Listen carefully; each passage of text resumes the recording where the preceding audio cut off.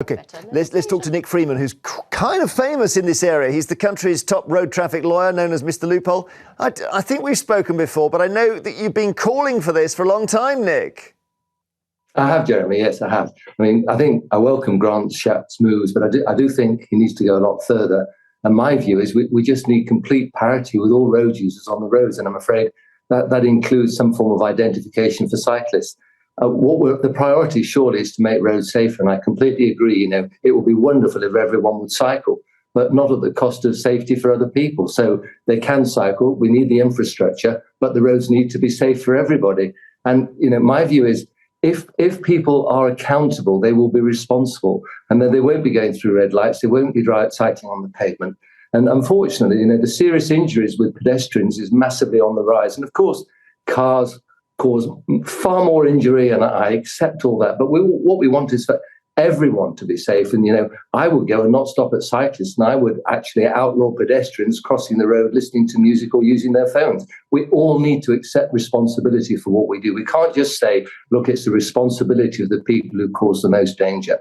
So we need to be collaborative and inclusive, and everyone needs to accept some degree of responsibility.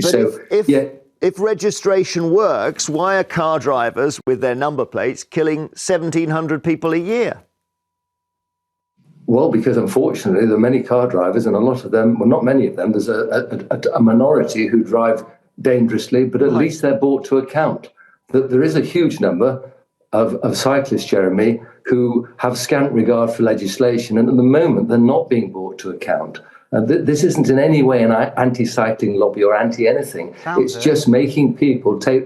I'm sorry? Well, Phil Jones said it sounds like it. Anti-cycling, and I thought, no, I mean, all due respect, Nick, I thought Phil, your job was to get motorists who have committed offences off by finding some loophole. Cyclists who are breaking the law. Is that not true?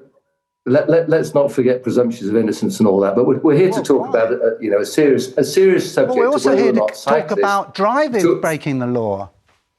Well, drivers who break the law are brought to account, they're taken to court, and they're prosecuted. And if the court can prove the case, if the Crown can prove the case beyond reasonable doubt, then of course they're convicted. If they can't, that means they're innocent. So they get off. Look, my job is the same as every other defence lawyer. It's to represent my client, and I do that to the best of my ability.